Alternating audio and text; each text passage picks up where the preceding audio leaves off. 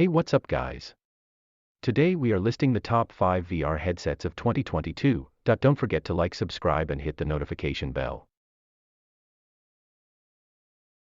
The original HTC Vive Cosmos was launched to rival the now discontinued Oculus Rift S, and was intended to be a cheaper and more user-friendly headset for those who simply wanted to plug in and start playing VR games immediately.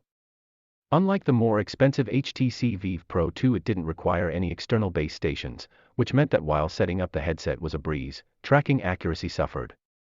Hand movements occasionally wouldn't register properly, so what you saw in the game sometimes didn't reflect what your limbs were doing in the real world. To address these issues, the newest Cosmos Elite reintroduced the need for base stations, while retaining some of the best features of its budget-friendly predecessor. It's a light and versatile headset with a convenient flip-up design that makes it easier to wear and remove, and it's compatible with existing base stations and controllers. These improvements bring the Cosmos Elite much closer in line with the HTC Vive Pro, though the latter headset still offers much improved resolutions and viewing angles over the leaner, cheaper Cosmos Elite. That makes the Cosmos Elite headset a worthy upgrade from an older HTC Vive if you've already got the base station accessories. But new users who will need to shell out for the full kit should consider the more premium HTC Vive Pro 2 if they can afford it.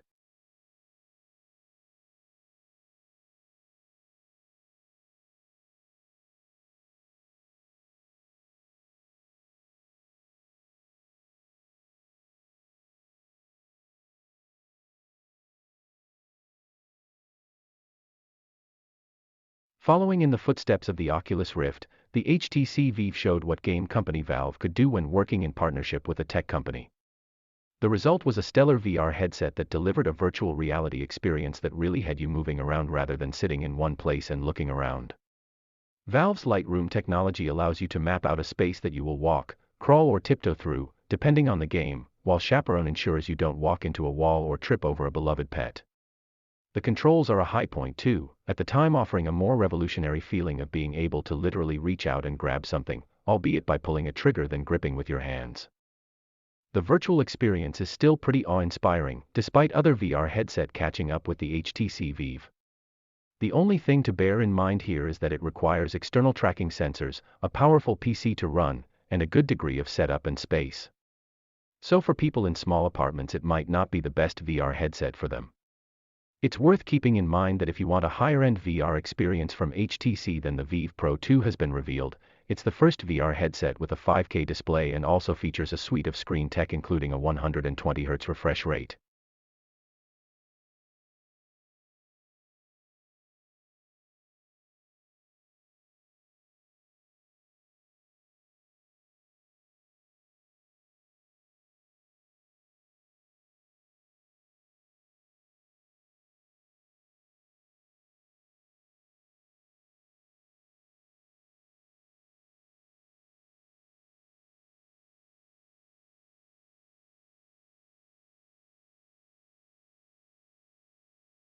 Valve is no stranger to VR or gaming, having first worked with HTC to create the Vive headset, one of the best VR headsets around when virtual reality became more of a thing some 4 or so years ago. Now the Valve Index represents the culmination of the game company's efforts to make a VR headset by itself. And it succeeded. The Valve Index is a comfortable and high-end VR system, with high-quality construction, comfortable cushioning, and smart built-in speakers. The downside of this quality is that the headset can be rather heavy to wear for an extended period of time. And for some unfathomable reason, there's no included USB-C cable to charge up the components. There's a lot to like about the Index, as it comes with an LCD panel that offers variable refresh rates to suit the power of your PC. And the images it serves up are suitably crisp and high-res. The controllers are also a high point, as they come with the ability to customize to your hand's shape and sport pressure-sensitive controls, as well as hand straps to prevent you from dropping them as VR action heats up.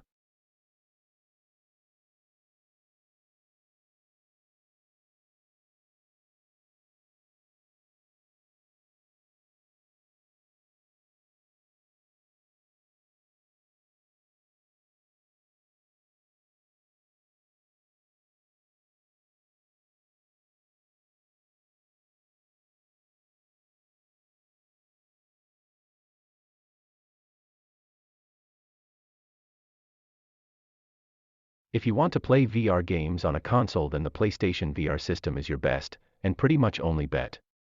It combines a neat headset that looks semi-futuristic and is surprisingly comfortable, with a superb range of games that's been slowly expanding. You can play games like Star Wars Battlefront, Rogue One X-Wing Mission, Eve, Valkyrie, and Batman, Arkham VR, as well as Astrobot Rescue Mission, one of the more interesting recent VR games. If you have a PS4 or PS4 Pro, then PlayStation VR is one of the more affordable ways to play VR games, especially given that you don't need an expensive gaming PC. Yet with the Initiative Move controllers and movement tracking, you are still getting a rather high-end VR experience. But you don't just have to use it for games, as it can also be used to make watching movies more immersive.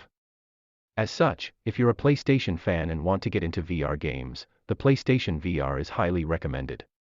One thing to also bear in mind that the PS5 also has support for PlayStation VR. The only problem is that it doesn't play nicely with the Move controllers.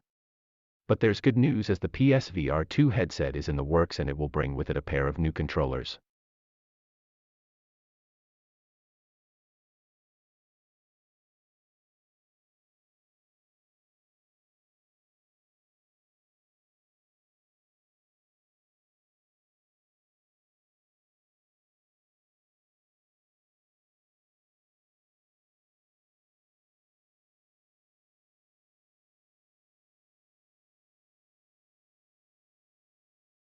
The Oculus Quest 2 is a masterclass in incremental improvements over its predecessor, the Oculus Quest. It sports a slicker design, better display resolution, a 120Hz refresh rate in some games and apps, and faster overall performance.